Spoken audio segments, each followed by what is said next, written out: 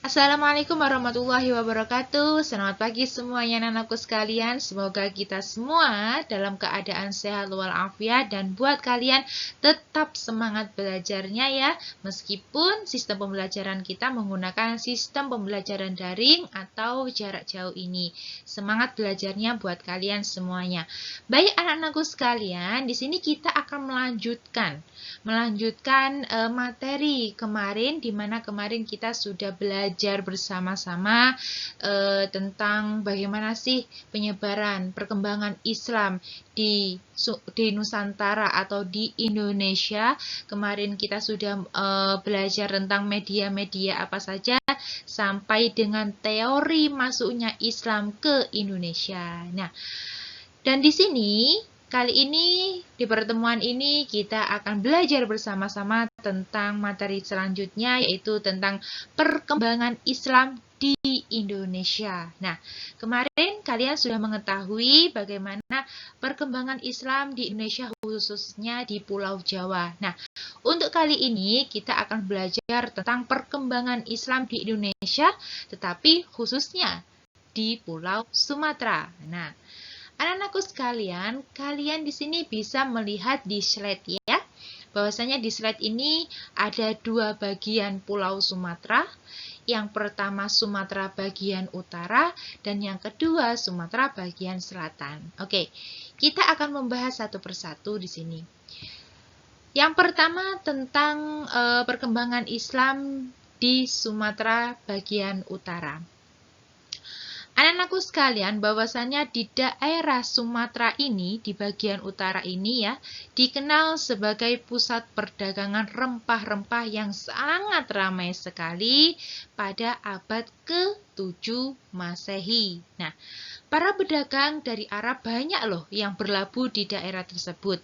Mengapa mereka berlabuh di situ? Dikarenakan letak pelabuhan yang berada di ujung utara Sumatera, sehingga daerah ini menjadi tempat yang strategis untuk menunggu datangnya angin musim dari timur laut menuju ke barat. Nah, maka dari itu pedagang muslim sambil mereka menunggu datangnya angin musim dari timur laut menuju ke barat, maka waktu tersebutlah para pedagang Arab digunakan untuk apa? Untuk menyebarkan agama Islam di Sumatera bagian utara.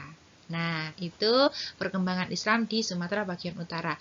Kita lanjut ke bagian selatan atau Sumatera bagian selatan. Di Sumatera bagian selatan, dengan adanya kemunduran kerajaan Sriwijaya yang terjadi pada abad ke-13 Masehi ini, dimanfaatkan oleh kerajaan Samudra Pasai untuk muncul sebagai apa? Sebagai kekuatan ekonomi baru. Nah, pelabuhan di kerajaan Samudra Pasai memberi kesempatan kepada pedagang muslim untuk mendapatkan keuntungan dalam perdagangan. Dan jalur perdagangan di selat pulau, di Selat Malaka semakin ramai dan berkembang dari kerajaan Samudra Pasai ke arah Malaka dan Pulau Jawa. Nah, dengan demikianlah perkembangan perdagangan dengan para pedagang Gujarat ini juga disertai dengan penyebaran agama Islam di Sumatera bagian selatan.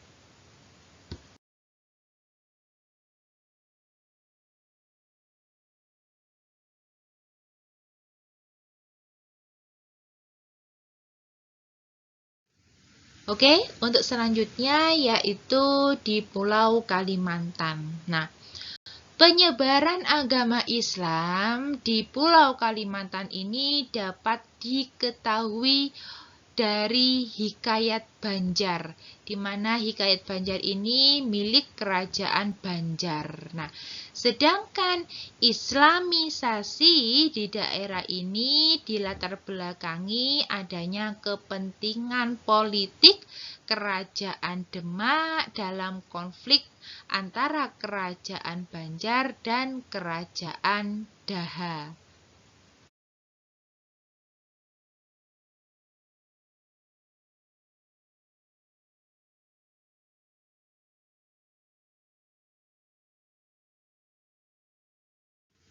Dan untuk selanjutnya yaitu penyebaran agama Islam di daerah Maluku dan Sulawesi. Nah, untuk di Pulau Maluku ini, pengaruh agama Islam diperkirakan masuk ke Maluku pada abad ke-14 Masehi.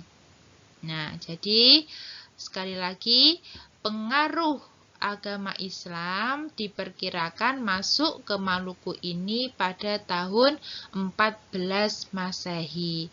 Adapun di Pulau Sulawesi, terutama bagian selatan, agama Islam diperkirakan masuk pada abad ke-16 Masehi.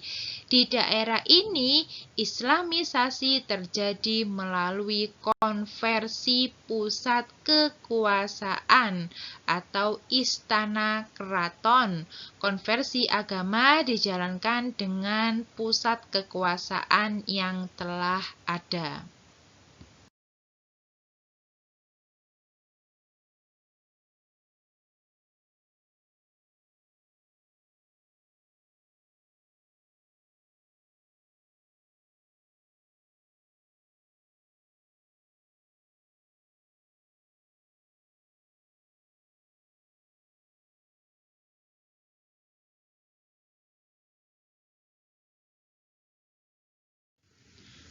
Nah, untuk selanjutnya di sini ada peninggalan-peninggalan sejarah yang bercorak Islam. Nah, apa saja itu? Yang pertama adalah masjid. Nah, di sini ya, masjid di Indonesia atau masjid-masjid kuno di Indonesia ini mempunyai corak khusus ya.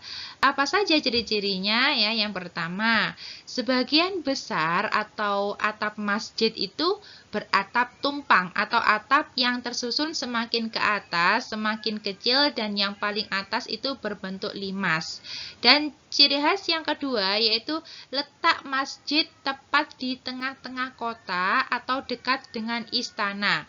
Dan di kiri atau di kanan itu masjid terdapat menara sebagai tempat menyerukan untuk azan. Dan ciri khas yang ketiga yaitu di sekitar masjid atau kecuali bagian barat biasanya terdapat tanah lapang atau alun-alun. Dan di sini ada contoh masjid-masjid kuno ya yang berada di Indonesia, yaitu di Nusantara, seperti Masjid Kudus ya, Masjid Demak. Di sini ada contoh-contoh di sini bisa dilihat ya. Untuk selanjutnya peninggalan-peninggalannya yang sejarah bercorak Islam yang kedua adalah keraton. Nah, apa sih itu keraton? Keraton itu merupakan tempat tinggal raja beserta keluarganya. Nah, keraton dibangun sebagai lambang pusat pemerintahan. Bangunannya biasanya dikelilingi pagar, tembok atau parit, sungai kecil buatan. Nah, di sini ada contoh keraton ya, yaitu Keraton Jogja dan juga Keraton Surakarta. Nah, selanjutnya yaitu peninggalan-peninggalan sejarah bercorak Islam yaitu nisan. Nah, nisan adalah tonggak pendek yang ditanam di atas gundukan tanah yang berfungsi sebagai tanda makam seseorang yang sudah meninggal dunia.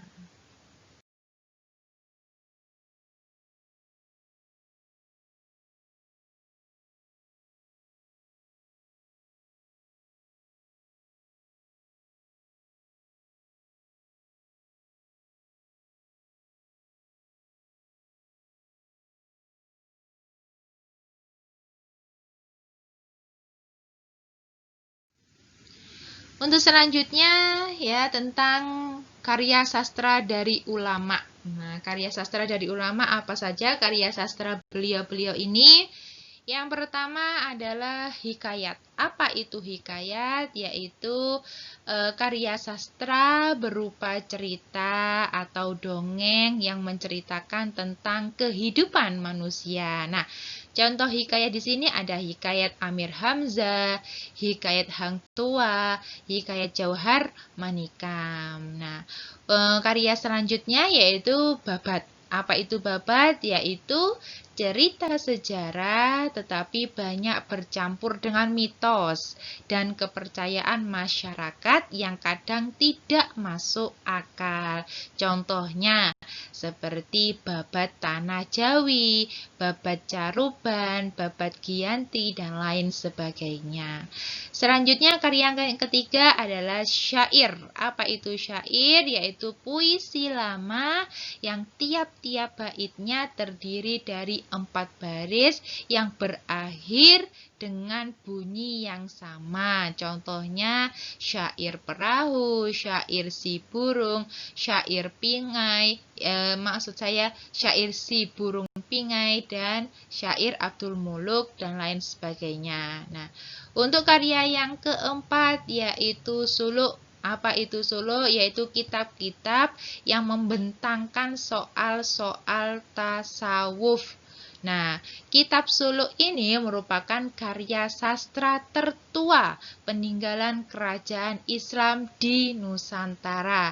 Contohnya Suluk Wucil, Suluk Malang Sumirang, Suluk Sukarsa, dan lain sebagainya. Dan yang terakhir karya sastra dari ulama adalah kaligrafi. Apa itu kaligrafi? Yaitu seni menulis indah dengan merangkaikan huruf-huruf Arab, baik berupa ayat-ayat suci Al-Quran maupun kata-kata mutiara. Itu kaligrafi. Dan inilah 1, 2, 3, 4, 5, ada 5 karya sastra dari ulama.